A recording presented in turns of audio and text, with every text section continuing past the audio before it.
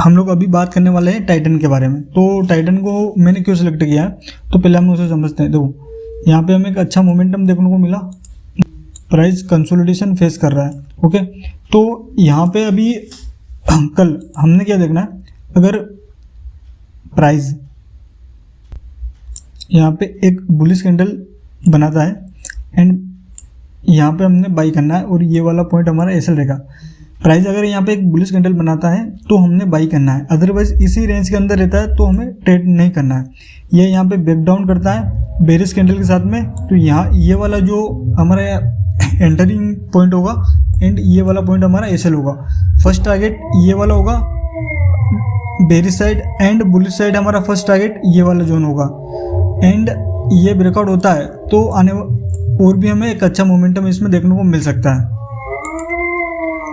तो फिर हम लोग डिस्कस करते हैं एक्सिस बैंक के बारे में।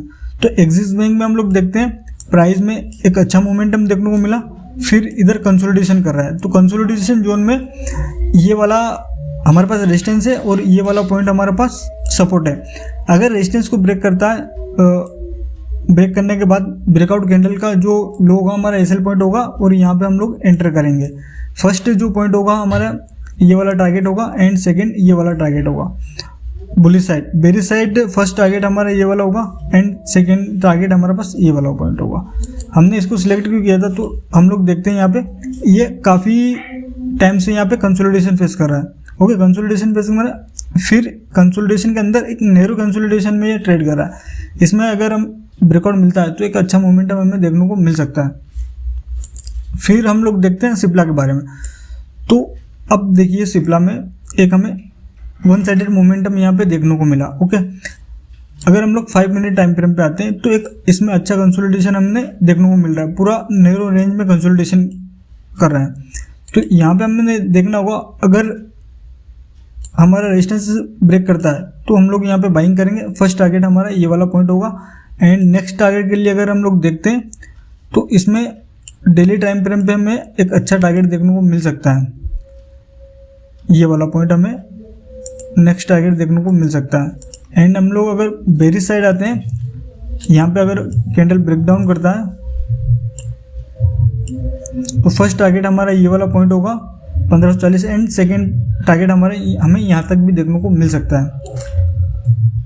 फिर हम लोग देखते हैं बजाज फाइनेंस। बजाज फाइनेंस को अगर हम लोग देखते हैं तो यहाँ पे बजाज फाइनेंस बेरिश चल रहा था। ओके, बेरिश चलने के बाद कंसोलिडेशन कर रहा है किसी पर्टिकुलर रेंज के अंदर। तो यहाँ पे कंसोलिडेशन कर रहा है तो ये वाला पॉइंट है जो कि हमारा सपोर्ट होगा और ये वाला पॉइंट हमारा रेजिस्टेंस होगा। कल अगर ये वाला स्टॉक सपोर्ट या रेजिस्टेंस को ब्रेकआउट करता है या ब्रेकडाउन करता है तो हमने फर्स्ट जो हमारा टारगेट है बुलिश साइड ये वाला पॉइंट होगा एंड सेकेंड टारगेट हमारा ये वाला पॉइंट हो सकता है। अगर हम लोग बेरिश का बात करते हैं तो फर्स्ट टारगेट हमारा ये वाला पॉइंट होगा एंड सेकेंड टारगेट के लिए फिर हमें लाइव मार्केट में अपडेट समझना होगा। फिर हम लोग आते हैं एसबीआई लाइफ। तो एसबीआई लाइफ को अगर हम लोग 30 मिनट टाइम फ्रेम पे देखते हैं तो यहाँ पे देखिए एक अच्छा मूवमेंट होने के बाद इसमें कंसोलिडेशन फेस कर रहा है एंड कंसोलिडेशन अभी काफ़ी स्मॉल रेंज में कंसोलिडेशन हो रहा है। ओके, जो कि मैंने already target and support and resistance mark किए हुए हैं। तो यहाँ पे अगर हमें ब्रेकआउट या ब्रेकडाउन कैंडल देखने को मिलता है तो फर्स्ट टारगेट हमारा ये वाला पॉइंट होगा and second bearish side first target हमारा ये वाला होगा and bullish side first target ये होगा एंड सेकंड टारगेट ये वाला पॉइंट होगा।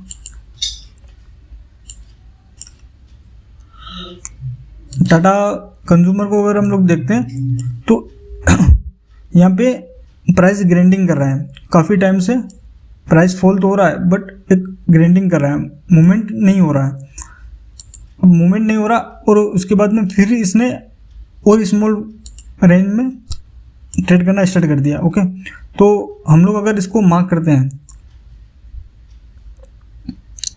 इस पर्टिकुलर रेंज के अंदर तो जब भी यह ब्रेकडाउन करता है तो हमें एक अच्छा मोमेंटम देखने को मिलेगा, या ब्रेकआउट करता है तो एक अच्छा मोमेंटम देखने को मिलेगा। अभी जो मेरे पास इसका टारगेट निकल के आ रहा है अदर साइड बायर साइड या सेलर साइड तो स्मॉल टारगेट है।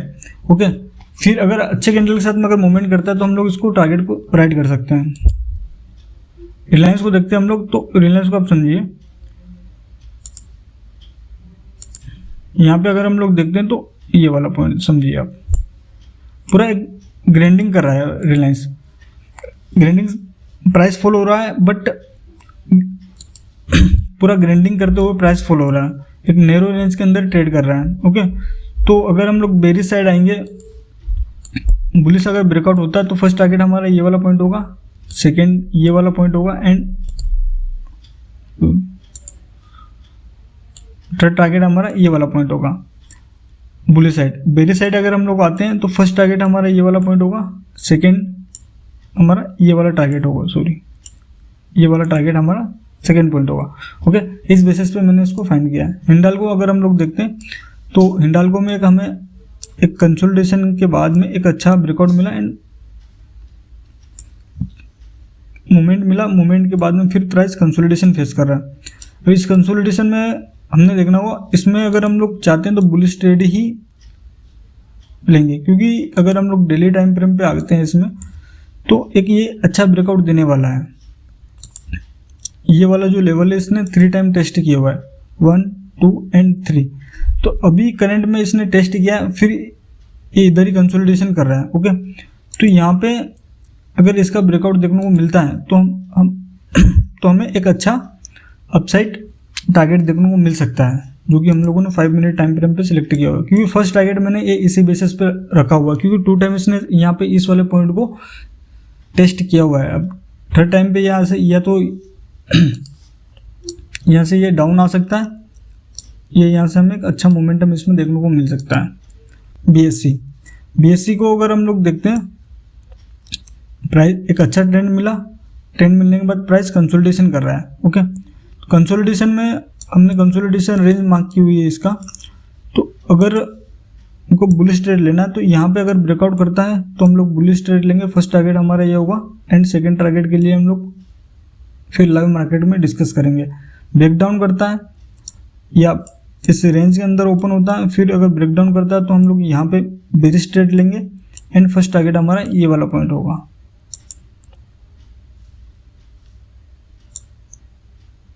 एसबीआई कार्ड के बारे में अगर हम लोग डिस्कस करते हैं तो SBI card daily time frame पे हम समझते हैं पहले इसको। अब पहला आप यहाँ पे समझिए, ये फॉल हुआ और इधर कंसोलिडेशन फेस कर रहा है। ओके, काफ़ी टाइम से अभी कंसोलिडेशन फेस कर रहा है। 5 मिनट टाइम फ्रेम पे अगर हम लोग आते हैं इसमें, सॉरी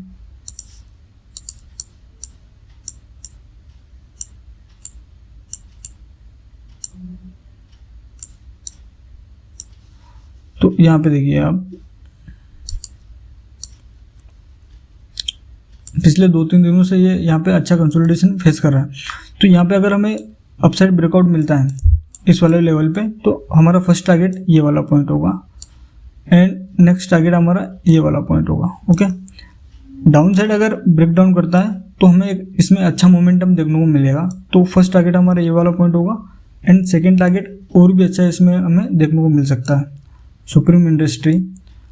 सुप्रीम को अगर हम लोग 30 मिनट पे आते हैं तो अब यहाँ पे समझिए, प्राइस मूवमेंट हुआ फिर कंसोलिडेशन हो रहा है, फिर मूवमेंट हुआ फिर कंसोलिडेशन हो रहा है, तो ये इस वाले रेंज को ब्रेकआउट करने के लिए रेडी है।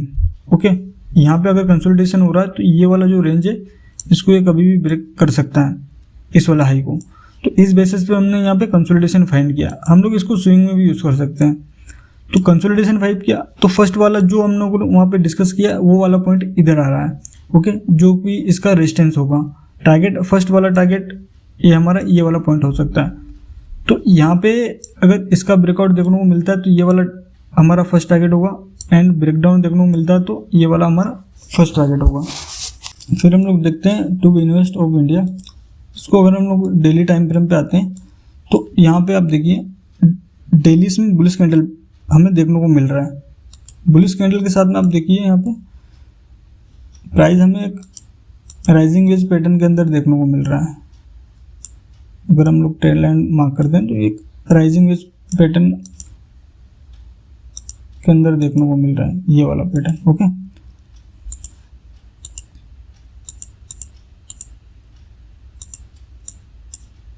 तो यहाँ पे हम लोग इसको 5 मिनट टाइम फ्रेम पे समझते हैं। ओके, प्राइस इस रेंज के अंदर